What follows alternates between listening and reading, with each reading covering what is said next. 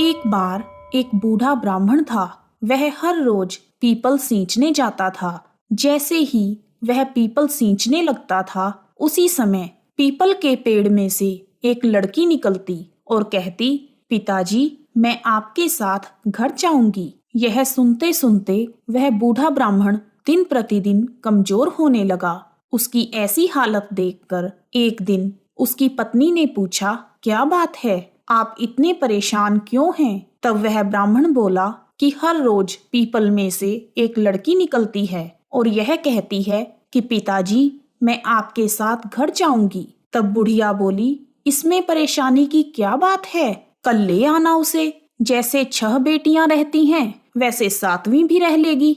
अगले दिन बूढ़ा ब्राह्मण उस लड़की को घर ले आया। लड़की को घर लाने के बाद वह ब्राह्मण आटा मांगने गया तो उसे पहले दिनों की बजाय आज ज्यादा आटा मिला। जब बुढ़िया आटा छानने लगी तो लड़की ने कहा, लाओ माँ, मैं छान देती हूँ। जब वह आटा छानने बैठी तो परात भर गई। उसके बाद बुढ़िया माँ खाना बनाने के लिए जाने लगी। तब लड़की बोली, माँ, आज खाना मैं बनाऊंगी। पर बुढ़िया ने कहा, तेरे हाथ जल जाएंगे बेटा, ना, तू नहीं बनाएगी। पर लड़की नहीं मानी और वह रसोई में खाना बनाने चली गई। उसने तरह तरह के व्यंजन बनाए और उस दिन पूरे परिवार ने पेट भरकर खाना खाया। इससे पहले वह सब आधा पेट भूखे ही रहते थे। जब रात हुई तो बुढ़िया का भाई आ गया और कहने लगा, बहन बहन, मुझे भूख लगी है, मैं तो खाना खाऊंगा। तब बुढ़िया परेशान हो गई कि अब खाना कहाँ से आएगा।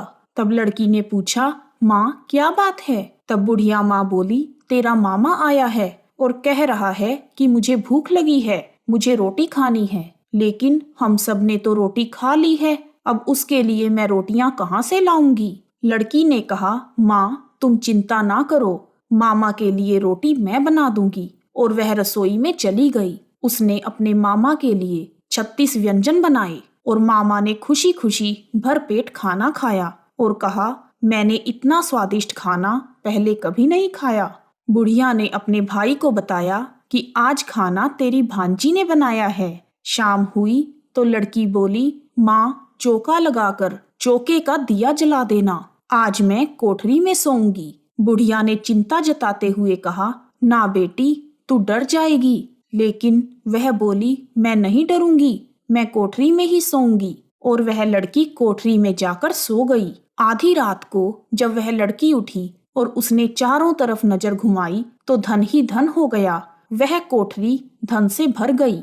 उसके बाद वह लड़की घर से बाहर चली गई। जब वह बाहर जाने लगी तो गली में एक आदमी सो रहा था। उसने रात को उस लड़की को जाते हुए देखा तो कहा, बेटी, तू कहाँ जा रही है? तब लड़की बोली, मैं तो दरिद्रता दूर करने आई थी। अगर तुम्हें भी दरिद्रता से छुटकारा चाहिए तो तुम भी करवा लो।